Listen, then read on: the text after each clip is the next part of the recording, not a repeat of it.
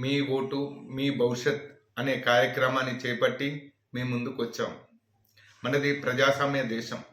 అంటే పాలకులు ఎవరో ఉండరు, మనమే పాలకులం, మనమే ప్రజలం. కాబట్టి మనను పాలించేవారు మనలో ఒకరు. గ్రామ పంచాయతీ ఎలక్షన్లో నిలబడే గ్రామ సర్పంచ్ మన గ్రామ ప్రథమ పౌరుడు.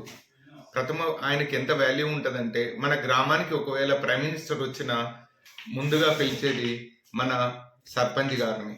కాబట్టి అట్లాంటి వ్యక్తి ఎంత మహోన్నతమైన విలువలు, ఆశయాలు, ప్రజా సేవ చేయాలనేది ఉంటుందో గ్రహించండి.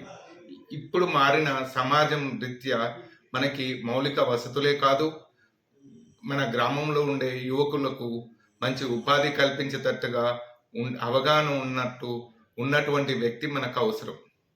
గ్రామాలు ముఖ్యంగా వ్యవసాయాధారిత గ్రామాలు. వ్యవసాయం మీద మంచి అవగాహన ఉండాలి.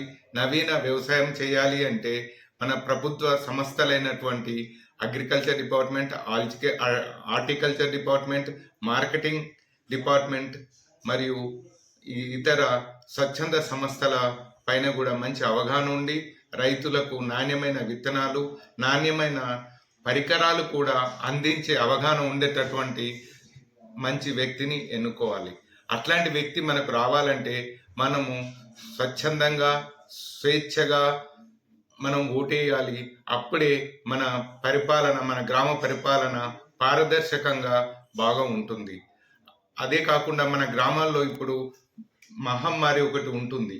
అదేంది, మన యువతను, మైనర్లను కూడా 14 సంవత్సరాలు 13 సంవత్సరాలు నిండని పిల్లలు కూడా మద్యానికి, డ్రగ్స్కి, ఇతరత్ర మత్తు పదార్థాలకు అలవాటు అవుతున్నారు. ఇట్లాంటి చెడు అలవాట్ల నుండి కూడా డిస్ట్రాక్షన్ చేసి వాళ్ళను పెడదారి పట్టకుండా వివిధ సంస్థల అన్వయంతో, పోలీస్ డిపార్ట్మెంట్ కావచ్చు, లేదా అబ్కారీ డిపార్ట్మెంట్ కావచ్చు, వీళ్ళందరితోటి కూడా సమన్వయపరుచుకొని విలేజ్లో ఎలాంటి మత్తు పదార్థాలని, చట్టవిరుద్ధమైన ఎలాంటివి కూడా మత్తు పదార్థాలను అమ్మకుండా చూసుకునే బాధ్యత కూడా ఆయనలో ఉంటుంది.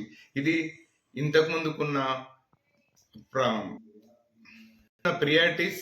యువత, మైనర్ పిల్లలు చెడుదారిన పోకుండా చూసుకునేది కూడా చాలా అవసరం.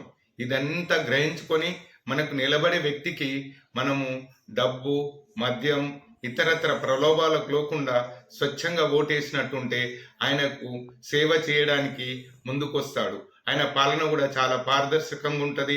ఏ విషయాన్ని ఆయన గ్రామ సభలో తీర్మానించే మనకు వివిధ బిల్లులను, వివిధ చేయాల్సిన కార్యక్రమాలను మన ముందు ఉంచుతారు. ఇదందరం మనం గ్రహించుకుందాం, ఓటేద్దాం, ఓటు హక్కు వినియోగించుకుందాం. ఓటు హక్కే కాదు, అది మన బాధ్యత కూడా గుర్తుంచుకుందాం.